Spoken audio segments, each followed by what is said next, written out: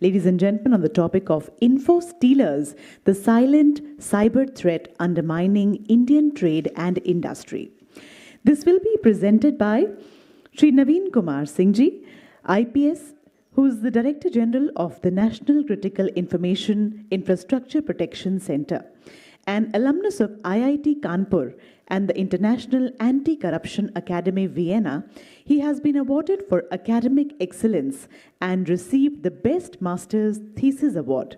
Since joining the IPS in 1997, he has held key roles in counter-extremism, the CBI, and cybercrime enforcement, and has been instrumental in pioneering tech-led policing reforms in Jharkhand.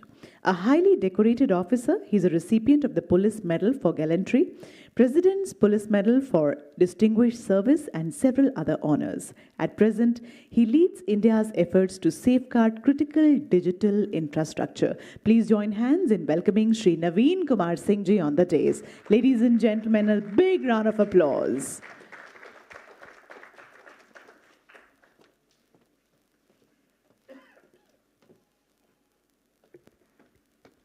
Presentation or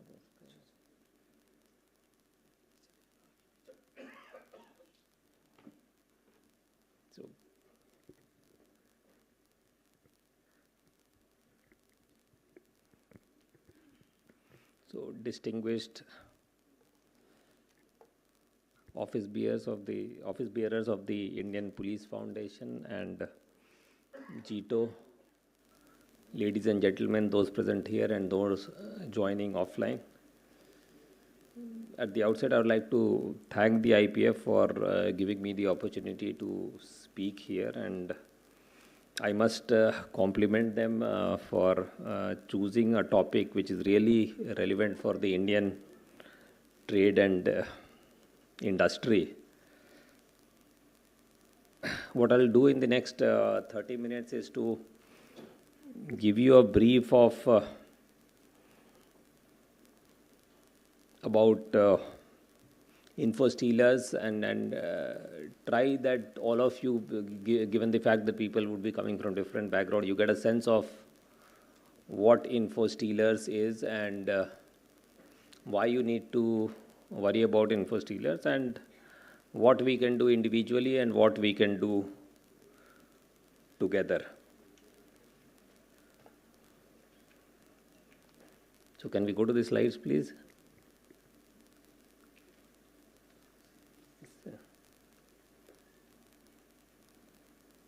So can you go to the full screen, please? Or we can leave it like this.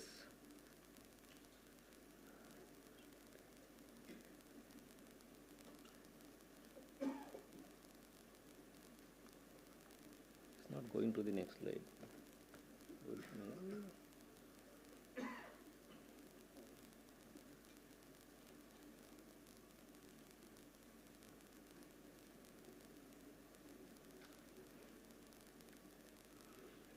Otherwise, I can say next and they can just.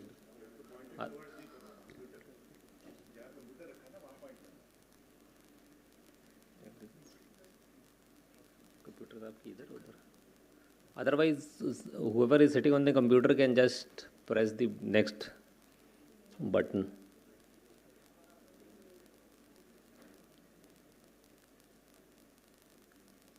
Okay, thank you.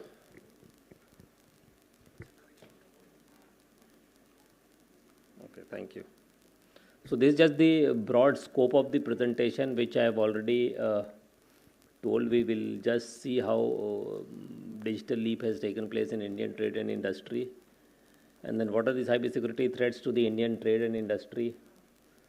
Then I'll speak in detail about the Infostealers because that is the topic given to me.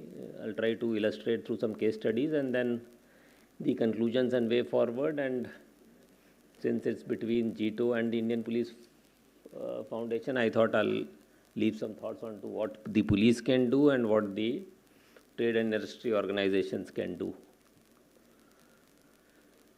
So coming to what OP sir had also said, India in the last more than a decade or so has actually moved forward like anything as far as expanding digitization and improving e-governance to improve service delivery is concerned. And India is probably the only country in the world to make population scale digital infrastructure. And I say with a lot of pride that there's no other country in the world who has built digital infrastructure which can happen, which can take care of the kind of population which we have been doing.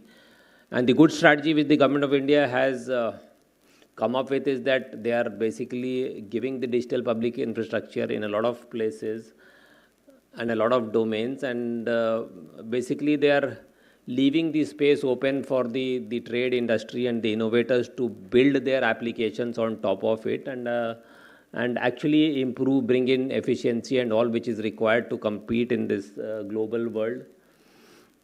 And I was speaking to the CEO Niti Aayog also, and he says that if you consider this Aadhaar and UPI as one stack, they are going to have almost 30 stacks by 2047 when we go to digital Bharat kind of a thing. When we go to that Viksit Bharat stage by 2047.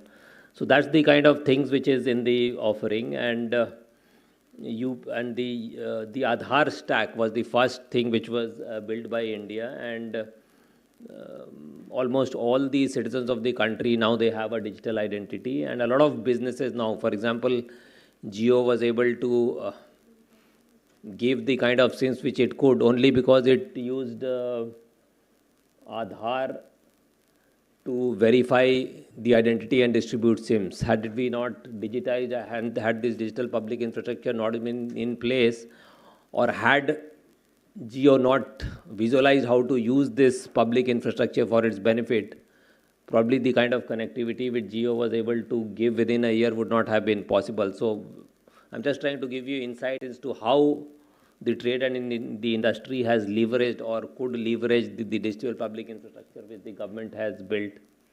Now the second digital public infrastructure which the government is now building, this is just a glimpse of it, the government e-marketplace. What is coming up now is the open network for digital commerce, which is again a very ambitious scheme where instead of the entities having to go to Flipkart or the other conglomerates, the ONDC will provide a platform where people who wants to sell their goods and people who wants to buy their goods, they can basically get the services of this platform free of cost.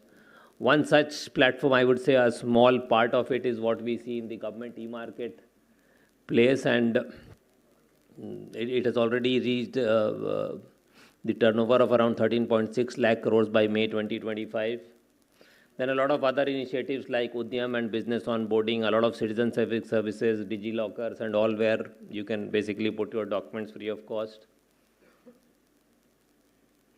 Now, apart from Aadhaar, the other things which has changed everything is again the UPI stack, the Unified Payment Interface stack, which the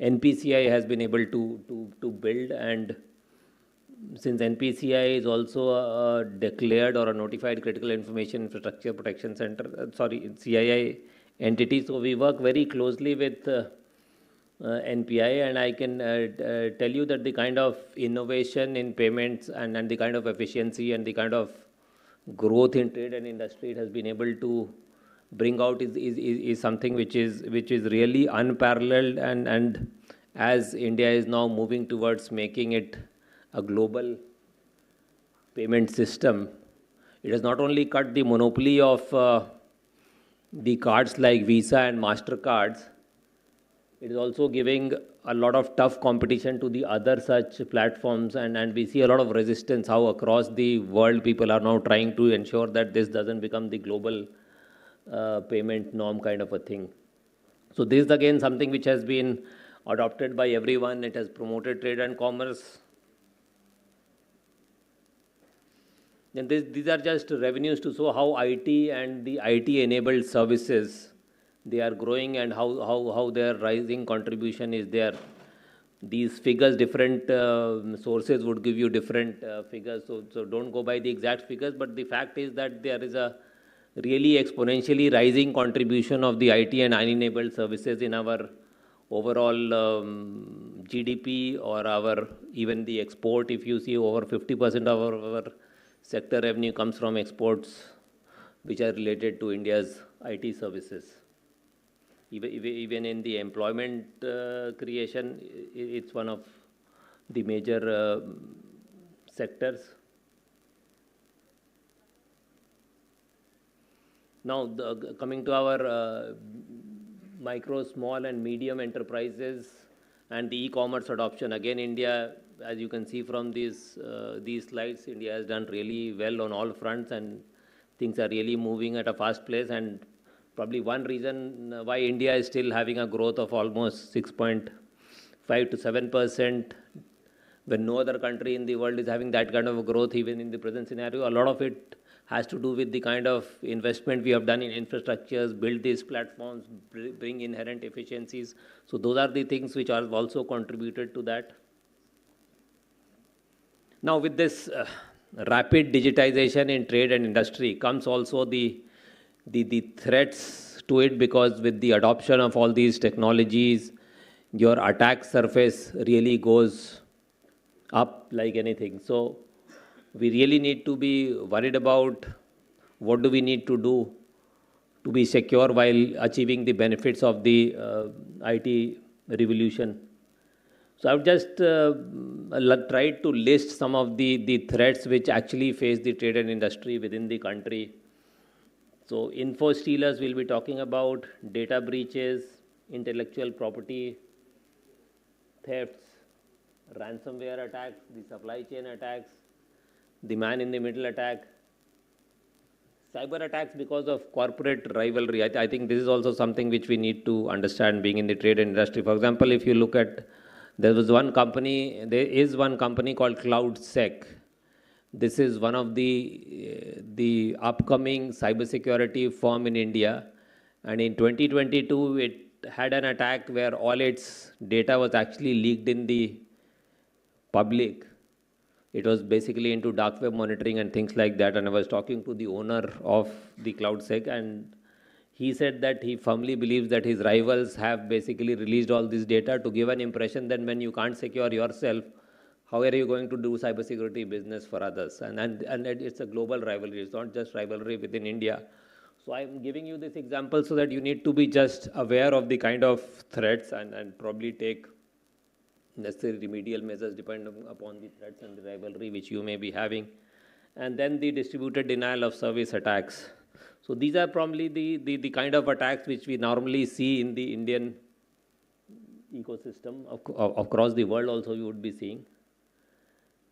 Now, while I was listing this, then it struck to me, and that is why I'm complimenting the organizers for choosing the topic of, in all these attacks, except the DDoS attacks, probably Infostealers are the one which enable all the other attacks. Because if it's the Infostealers which basically are used for doing the data breaches, it's the Infostealers which lead to these IPR threats. The Infostealers are a prelude to even the ransomware deployment. They also lead to supply chain attack. And the man in the middle attack, where somebody basically intercepts your communication and tries to become one of your employees. There again, he needs to know a lot of credentials, the session tokens before he can do it. So in that sense, if you can take care of the Infostealers, then you basically are able to make yourself safe from a lot of threats. So that is why I thought I'll clarify this point. Now we will talk about what exactly is an Infostealer. So as you can see on this slide, Infostealer is basically a malware which is designed to covertly exfiltrate sensitive information like login credentials, financial information, browser cookies, session tokens, and personally identifiable information. And how do they actually penetrate your system? So that is given in the first bullet, which is the initial. What are the initial exploit access vectors? So normally they are basically deployed in your system through phishing emails or what is generically called the social engineering techniques. Then the browser session hijacking. This is something which is mostly used where most of the people who are not that tech savvy, you must know that your browsers save everything which you are doing, whether it is your browsing history. A lot of people save their passwords, etc., in browser for ease of everything. And if your browser sessions, etc., and their tokens, etc., are hijacked, then somebody, without disturbing your session, can create a parallel session and do everything which you are doing and get hold of everything which you are doing. Then other thing which we have seen recently is malvertising. Malvertising is basically now a lot of digital ads are coming, and in fact, if you look at companies like, for example, the revenue model of Google is basically based on advertising only. And I have some colleagues of mine who works in Google, and they say that the cost of earning $1 to Google is less than the cost of printing $1 to the US government. So that's the kind of business and the kind of revenue they are generating just through advertising.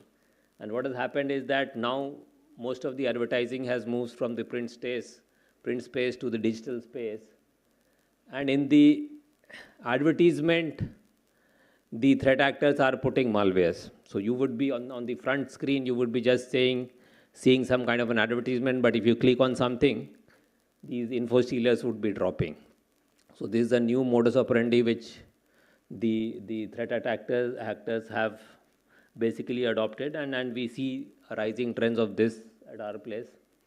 Then of course cracked softwares and those kind of things, obviously those are exploited by the threat actors.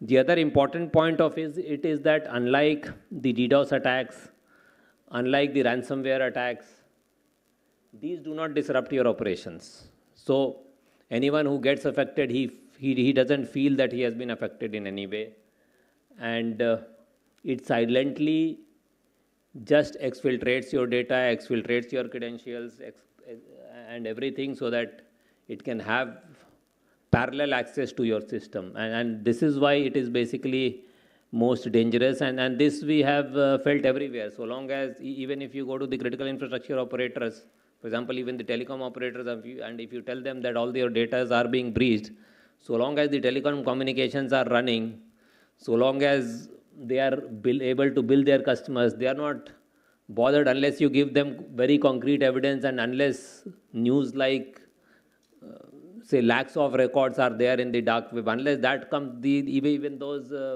CI entities are not sensitized. So that is something which basically the threat actors are taking advantage of. They are just silently in their systems, and we will cover how they have basically now become more sophisticated in the sense that they are able to avoid the EDRs and the antiviruses. And what they do, so basically they are basically harvesting all your data which can be used to basically gain access to your system, or gain a lot of information which can then be used to sell it on the dark web, or then used to blackmail you, and things like that. So all those kinds of information, your crypto wallet data, your health data, your PIIs, all those things is what they basically steal. And the stolen data, basically that's just how do they actually transfer. So a lot of these, so there are different criminal groups or the threat actor groups. Some of them may be just deploying these infostealers. There will be another group who will take these infostealers, put it on the dark web and sell it there and monetize it. And this monetization can be through dark web or the Telegram forum. So this is broadly what the infostealers are and how do they work. So these are some of the common infostealers in circulation. So they broadly differ in the TTPs, the tactics, techniques, and procedures through which they operate. So I just thought I would list them. We need not go into the technicalities of it because the broad features are something which we have already covered. Red line stealer is something which is most prominent or what we have seen most in the Indian ecosystem, followed by Luma stealer, which has risen in the last 1 year or so. Then Vidar Raccoon and the others which are listed in the slide. In the critical sector entities also, we have seen more than 35 different kinds of infostealers. This slide just list and give you an idea of which infostealers are more prominent. As I already told you, Redline and Luma, you can see the sectors which have been affected are include power and energy sector.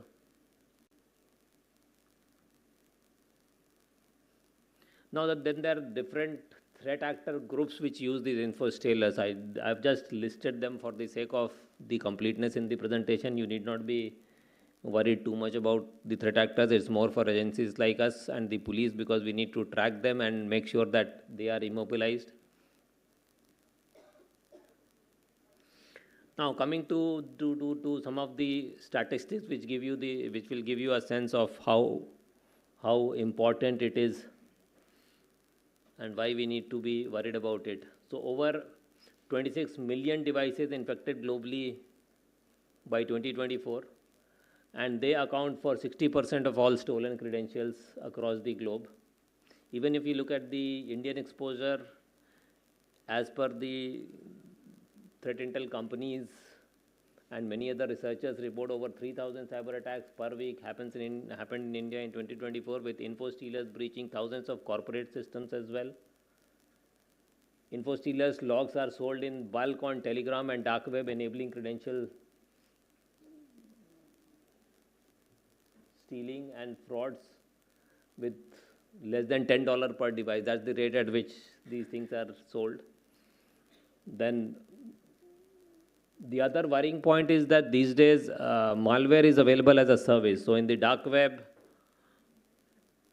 it's very actually difficult for the criminals to be able to build malware. So what has happened is there are certain groups who have that expertise. They build malwares, and then there are other groups who want to make money. So they are able to sell malware as a service, and the deal is that whatever you are able to get by using my malware, a certain percentage of it has to be shared back to the people who developed. So that is where I have just listed the prices which we see on the dark web, for which the people who are making those kind of sophisticated malwares can actually leverage it to somebody, and that is something which makes the job of the law enforcement agencies very different, because from the malware you know who has made it, but which group has actually operated it is difficult to identify, because with a lot of anonymity they are able to sell in the dark web, and a lot of groups have come out who are basically now started using this kind of a malware.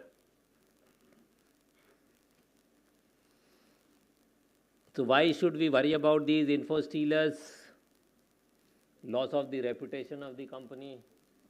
We have seen loss of irrecoverable loss of data, especially when it is followed by ransomware attacks. The loss of business clients, especially if you are a managed service provider kind of a thing, then you actually have a lot of information about your clients. And if the clients someday know that through infostealers all their credentials have been shared, then you immediately lose all your clients. Then, of course, whenever it is detected, you need money for remediating the damage which has been caused. And this will be like all kinds of damage. It can be the fines or sanctions by the regulators. It can be damage to your clients. If you have those kinds of clauses written like that, then you need to have money to set back the business operations. Then it has a lot of impact on all your dependencies. And last but not the least, with this with this Data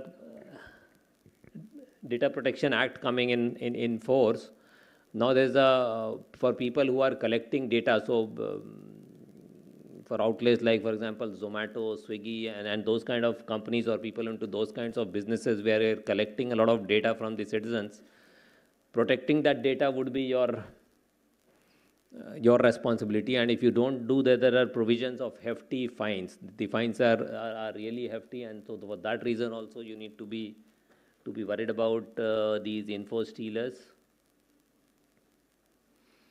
Then I just thought, just to give you an idea as to why basically these are increasing. The first I have already covered it, the increased attack surface, because a lot of things are digitized.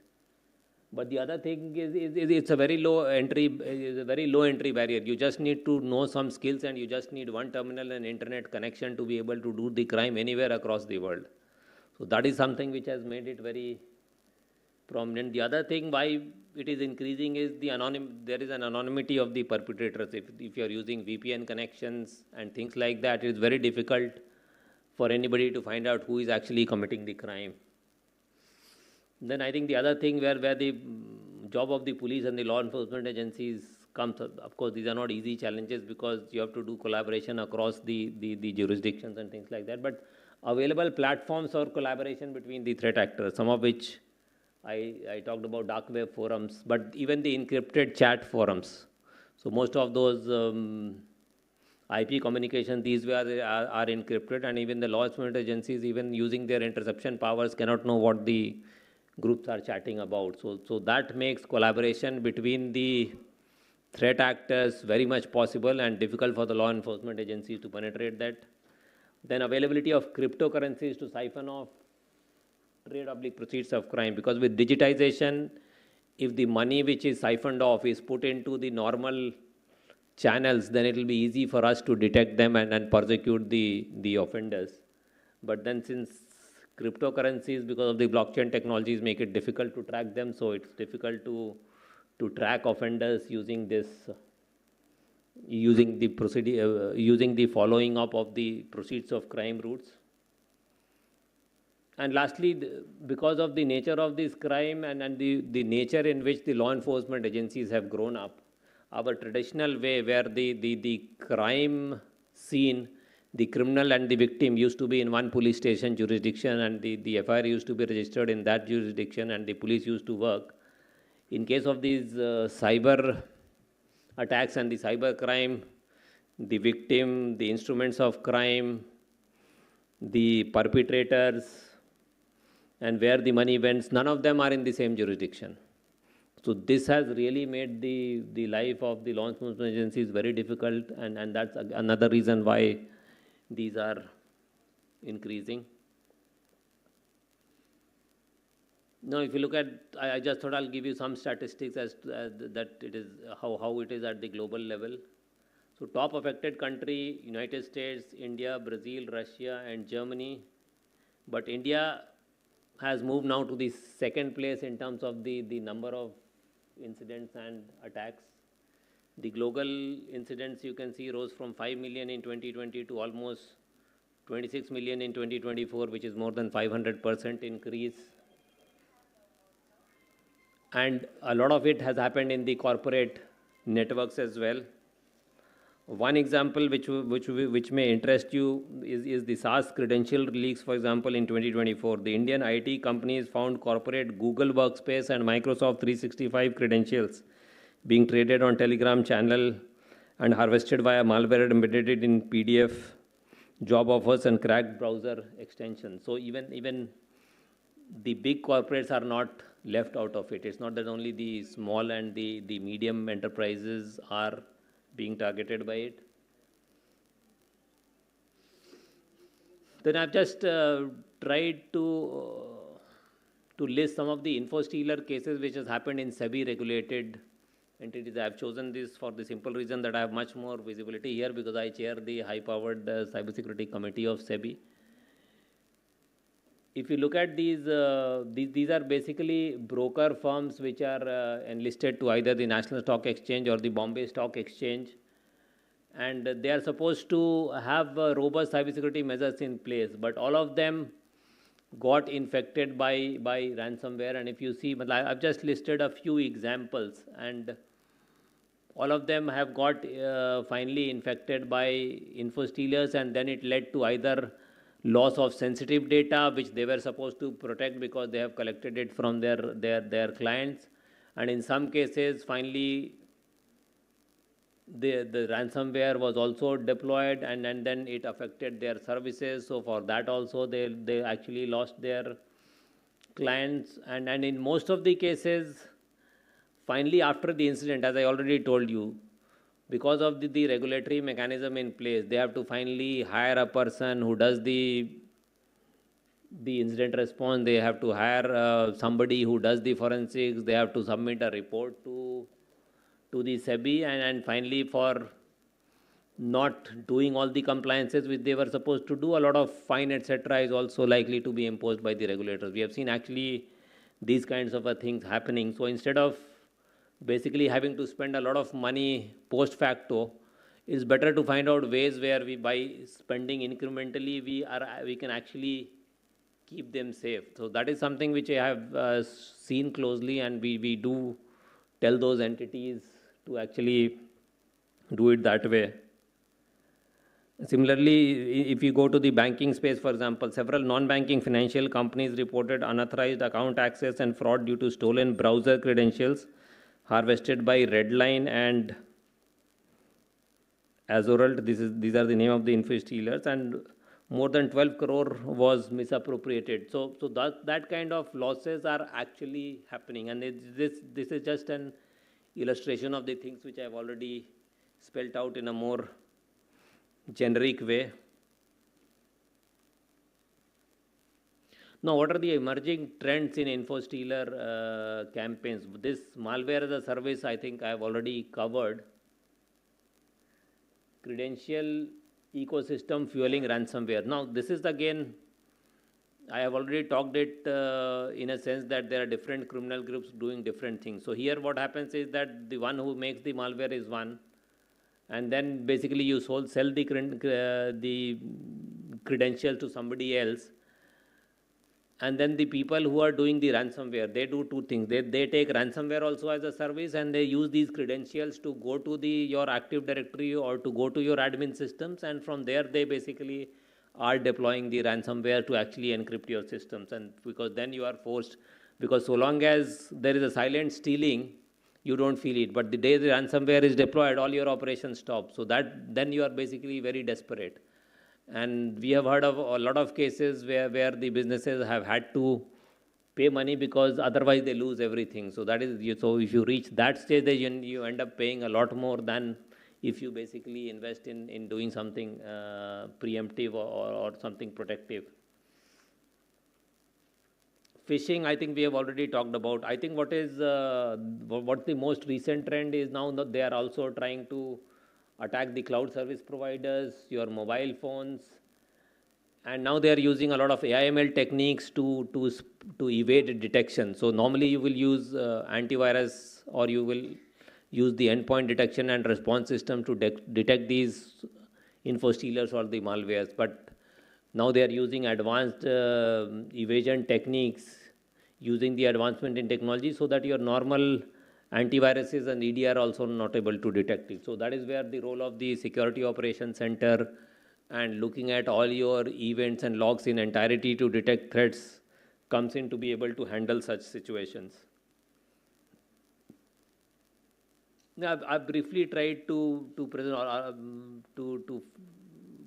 to tell about our preparedness, but I think since people are from the trade and industry, so they would be very well knowing where they stand. So I would not like to say much about it, but what we feel is that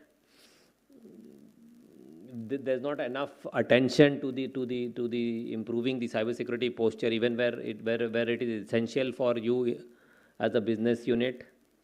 And then some basic things which I would like to say is that there are certain basic things which doesn't cost you much and which are easy to implement. If you can at least do that, then you get a lot of, if I am able to plot certain things which you do and the kind of incremental improvement in posture is concerned, there are a lot of things which you can do. For example, the credentials management.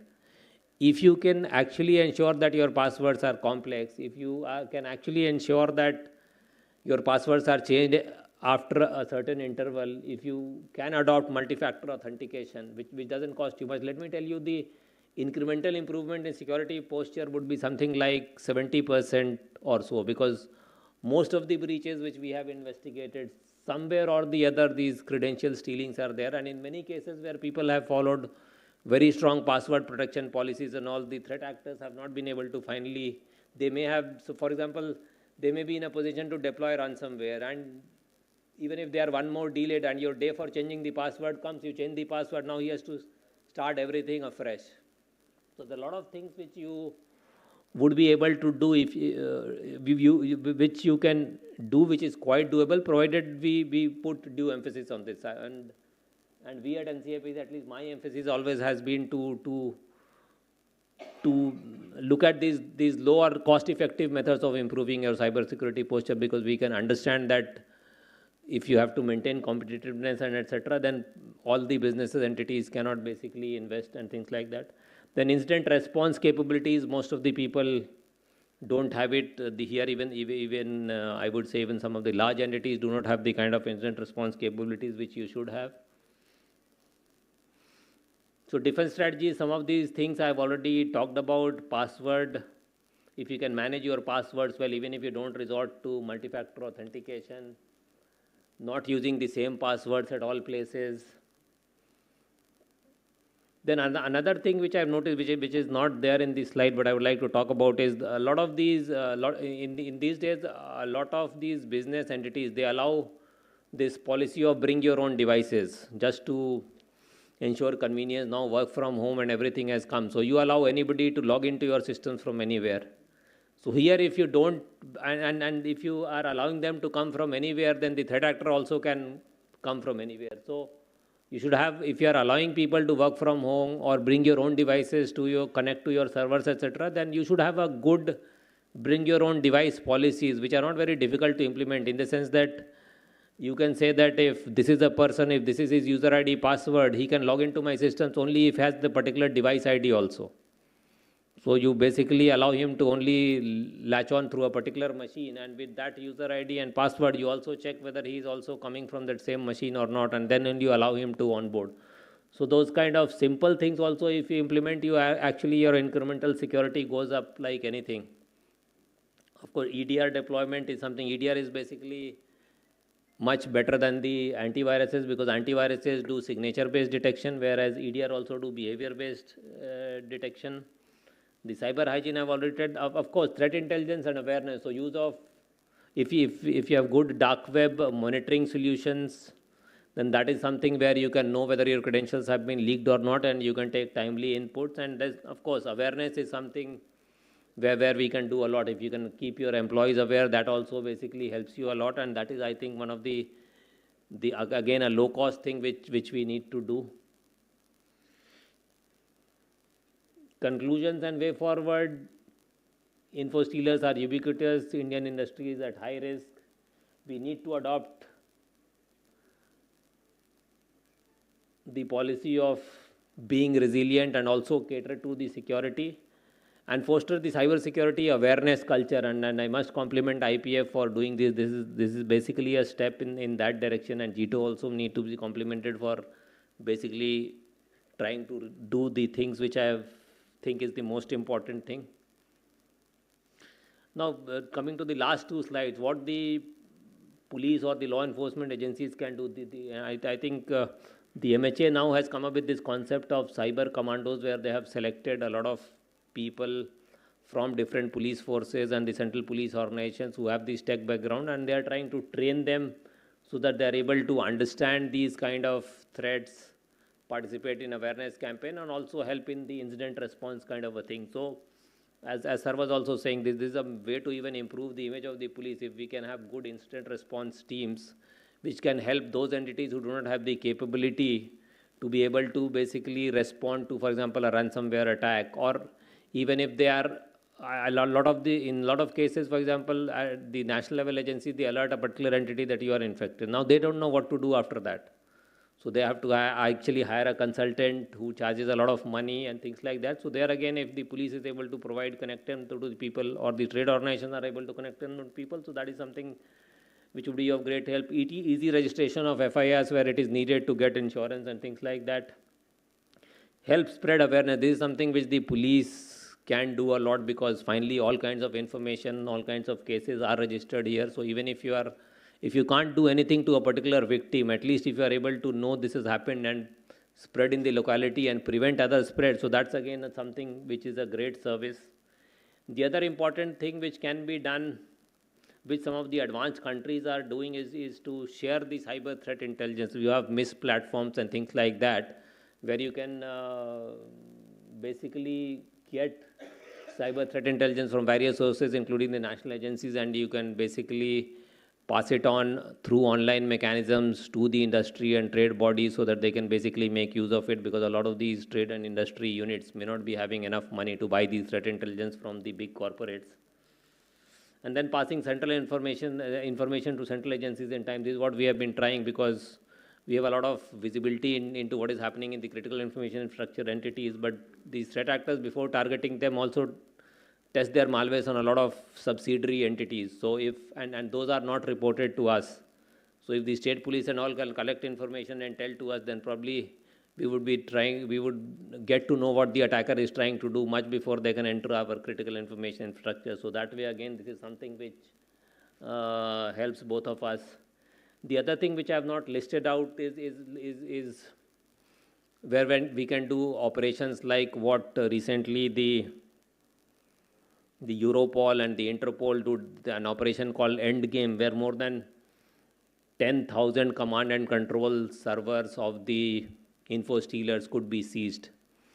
So what happens is that since I told you that these threat actors may be located somewhere, they may be using the IT infrastructure of some other places and things like that. So what this Europol and Interpol did is that they collected a lot of information about who these criminal actors are, what kind of infrastructure are they using, for example, and what kind of VPNs you are using. For example, they may be having VPN servers in Germany.